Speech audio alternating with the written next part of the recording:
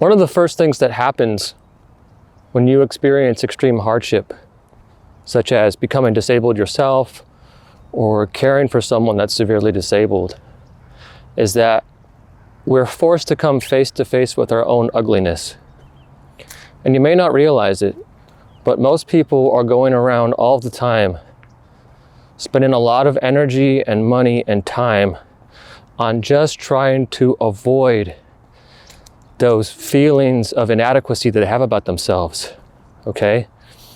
And so this is another reason why solitary confinement is such a unpleasant thing, because we're taking prisoners away from a crowd of people that are generally not the kind of people you would want your kids to hang around, and we're putting them by themselves. And they would rather be with those people than be alone. And the reason why is that when we're in solitude and in isolation, all of these feelings of inadequacy and thoughts bubble up to the surface. And they're usually very painful and full of anxiety, right? They're all things that we're trying to avoid not looking at and not feeling. And so we have all of these schemes and all of these strategies and all of these things that we do to either tell ourselves better stories about ourselves or tell ourselves that we'll be better in the future. And then we'll also engage in pleasurable activities, so that works as a kind of numbing agent against the pain. But when you're caregiving, that's taken away from you. And so this is what happened to me. When my mom had her stroke, it was my junior year of college, after I came out of the military, and I was working very, very hard to maintain a certain lifestyle. A lifestyle where I was getting really good grades, which was hard in itself, and I was also organizing parties and organizing trips and all of these events and all of these things just to maintain a lifestyle that looked good on social media, which would, perhaps attract women, or get me invited to other things and get me opportunities where I could say, okay, I am this successful person.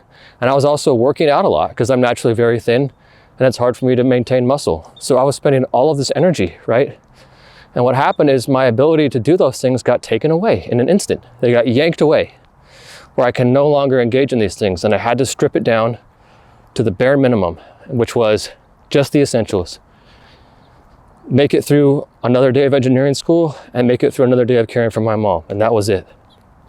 And what happened was all of these feelings of inadequacy and anxieties bubbled up to the surface. And it was terrifying.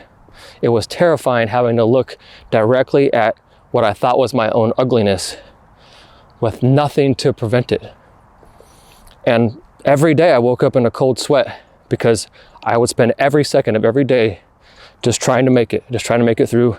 And there was no time for self-soothing.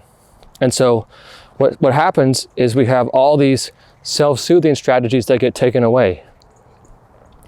But what I want to tell you is life has a funny way of putting human beings into situations where they're forced to face their own fear, anxiety, ugliness, and inadequacy.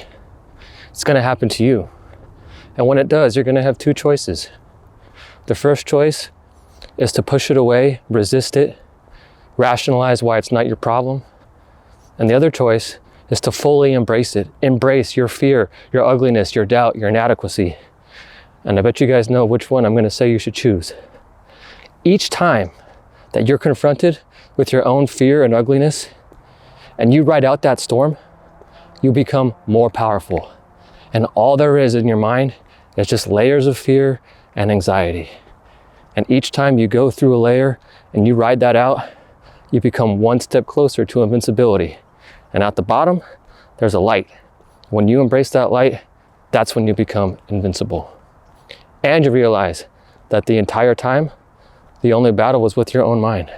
Everything is just your own mind. This external circumstance, it's just an ornament. All that's happening is you're experiencing your own emotions and your own thoughts and your own experiences. Okay? And just remember, when you encounter pain, not if, when, suffering equals pain times resistance. And the more you resist, the more you're going to suffer. What do we do instead? We hug the cactus. We hug the ugly parts of ourselves. We hug the ugly parts of our loved one. And we say, our love is stronger than anything you can throw at us. So do your worst. All right, just go out there and hug the cactus. And when you do, it can't hurt you. Okay, see you guys tomorrow.